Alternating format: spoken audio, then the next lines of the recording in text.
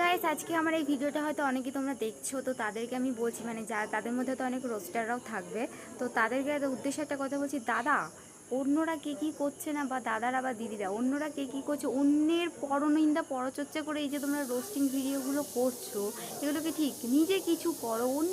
মানে সেই তো অন্যকে ধরেই তোমাকে উঠতে হচ্ছে, মানে অন্যের সমালোচনা করে তোমরা এগোচ্ছ। যাই হোক, তো সেই রোস্টিং ভিডিওটাকে অনেকে সাপোর্ট করে। তো আমি একটা রোস্টিং ভিডিও চ্যানেলে গিয়ে একটা কমেন্ট করেছিলাম, সেটা হচ্ছে কি, যে অন্যকে নিয়ে সমালোচনা করে ভিডিও না করে পারলে নিজে কিছু করো। তো সেখানে কিছু কিছু মেয়েরা আমাকে বলছে যে আমার মাথায় ব্রেন নেই, বুদ্ধি নেই। ঠিক আছে, তো আমি তাদের উদ্দেশ্যে একটা কথা বলবো, তোমাদের মাথায় কি ব্রেন আছে? মানে আমার তো মনে হয় না ব্রেন আছে, গোবর পড়া আছে। ঠিক আছে, গোবর পড়া না থাকলে কি কেউ আর অন্যদের পরনিন্দা পরচর্চা করাকে কেউ আর সাপোর্ট করে?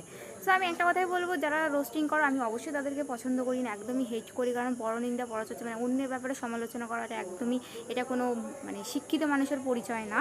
ঠিক আছে, তো এটা এক ধরনের মূর্খামি বলতে পারে। তো আমাদের মানে অ্যাকচুয়ালি আমরা যারা বলি, আমাদের ইয়াং জেনারেশনের একটা নাম দিয়েছি যে পাড়ার কাকিমাদের, যারা পিএনপিসি করে বেড়ায়, তো এরা তো পাড়ার কাকিমাদের থেকেও অধম আমি মনে করি। কারণ এরা ইউটিউবে একটা এরকম একটা ভালো একটা প্ল্যাটফর্মে গিয়ে এরকম অন্যের বিরুদ্ধে সমালোচনা করে বেড়াচ্ছে, অন্যের নিন্দা করে বেড়াচ্ছে, এটা কখনো ভালো হয় না।